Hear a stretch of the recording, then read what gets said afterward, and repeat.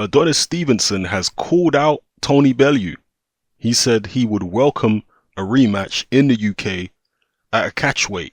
He didn't specify what the catchweight would be, but he's open to having that fight.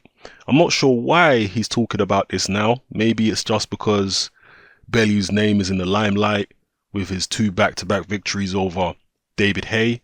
Bellew's making money. Maybe Stevenson sees it as a good way of getting a payday against somebody he's already beat. Now, wanting it at a catchweight might be an area of contention because Tony Bellew at light heavyweight was definitely physically compromised. There's no question about it. For Tony Bellew's, the last few years of Tony Bellew's amateur career, he was fighting at 200 pounds. He came down 25 pounds to make light heavyweight. Whoever advised him to do that when he first turned pro, I mean, they gave him some very, very bad advice indeed.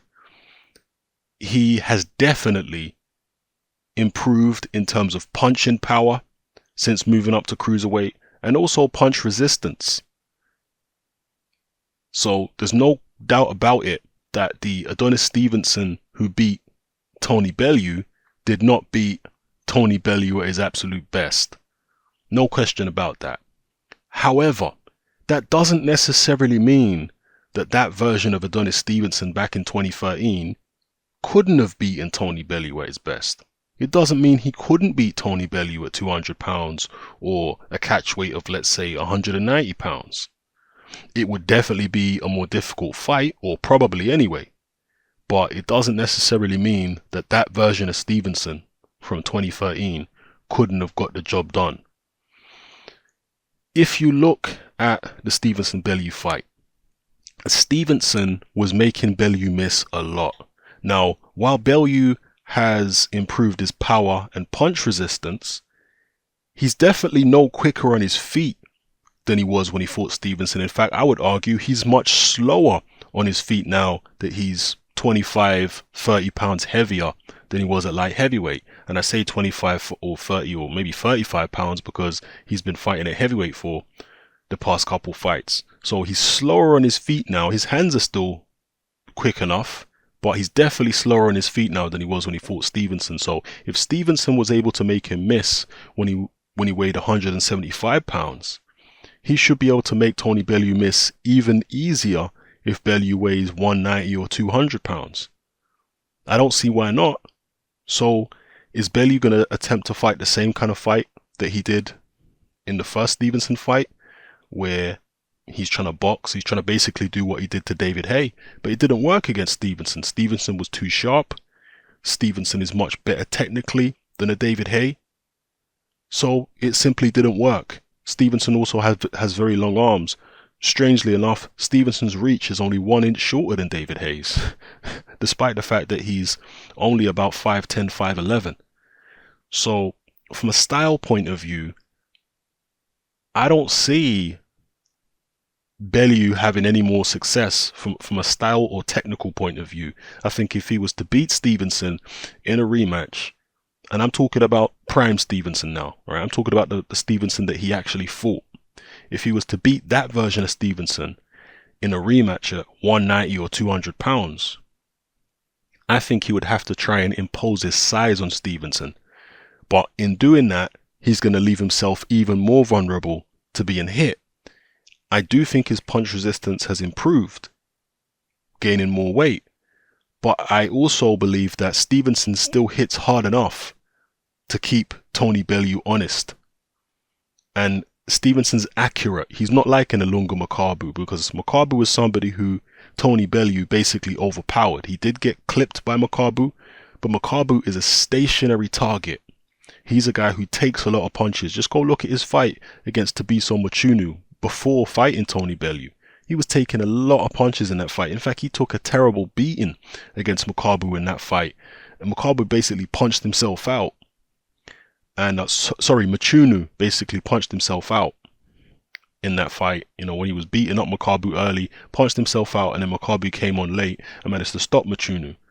Yeah, so Makabu was never a slick guy, never an elusive guy. He was always a guy who just put his gloves up and allowed opponents to tee off on him. Yeah, he's done that many times if you've watched Ilunga Makabu's career over the years. Adonis Stevenson's not in the business of doing that. Stevenson's a slick guy. He doesn't like standing there and letting people tee off. He's a guy who'll duck and dive, who'll catch you coming in with a left hand, who'll set the left hand up in different ways, who'll throw it in different ways. Sometimes he throws it almost like an uppercut. Sometimes he throws it around the side. Sometimes he throws it in an overarm motion. Sometimes he throws it very straight. He has different ways of throwing it, different ways of setting it up. He moves all around the ring. He keeps you off balance. He fires the left hand to the body and to the head. He's a difficult guy to pin down, Adonis Stevenson, in his prime. But today, we don't have a prime Stevenson. Today, Tony Bellew, I would say, is closer to his prime than Stevenson is. You know, Tony Bellew is no spring chicken. He's 35. But Stevenson is 40. So, you know, Bellew is closer to his prime than Stevenson is at the moment. And we don't know where Stevenson's at right now, because he hasn't been fighting quality opposition. He's been relatively inactive. And, you know, never mind him calling out Tony Bellew for a rematch. He's got a very, very serious fight next weekend against Bellew Jack. A fight which he could easily lose. So he needs to stay focused on that rather than big paydays against Tony Bellew. So we're going to find out more in the Bellew Jack fight. We'll see what Adonis Stevenson still has left in that fight. I hope the fight goes several rounds. Even if Stevenson wins, I hope we at least get 7-8 rounds out of the fight minimum, because that will give us a better idea of where Stevenson is still at and what he still has left. And based upon that, I'll be able to make a prediction on how I see a potential Stevenson-Bellew fight going. And the catch weight will be important in terms of how far Bellew needs to come down, if he's willing to come down at all. Yeah, and it's definitely not unreasonable for Stevenson to be asking for a catch weight, because he is much smaller than Tony Bellew naturally. Yeah, Stevenson is not drained. You see, Bellew was drained at 175. Stevenson ain't drained at 175. Stevenson told Bellew Jack the other day that he could still make super middleweight. Bellew Jack is actually bigger than Adonis Stevenson. Yeah? Stevenson's a little guy. He can still make 168. So there's no reason at all that he shouldn't be asking for a catch weight. It's perfectly reasonable, especially at his age, 40, you know? It's just where the catch weight is going to be and how much that drains Bellew. Remember, if Bellew has to come down to 190, that's not him losing 10 pounds, coming down from 200 pounds, because he's been fighting at heavyweight. He'd actually be losing about 20 pounds to get down to 190. And I can't imagine Adonis Stevenson agreeing to a catch weight above 190. So that could be a sticking point, and that could be a reason why the fight don't happen at all. We'll see. But yeah, Stevenson's willing to travel. I guess his belt wouldn't be on the line if it's a catchweight fight. So yeah, let me know what you think about this, people. Tony Bellew versus Adonis Stevenson.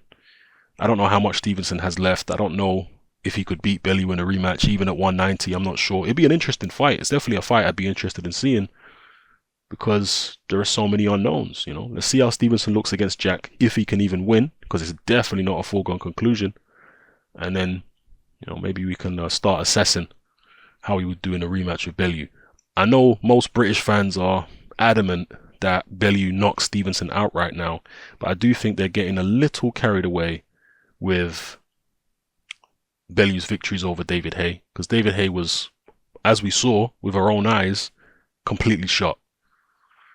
No speed, swinging wildly, injured, you know, and he wasn't injured as in like he was in the first fight in the rematch with Bellew, but his body wasn't the same. He wasn't able to throw the same kind of punches as he did in his prime. He wasn't able to move the way he did in his prime, because his body is just not the same because of all the injuries over the years.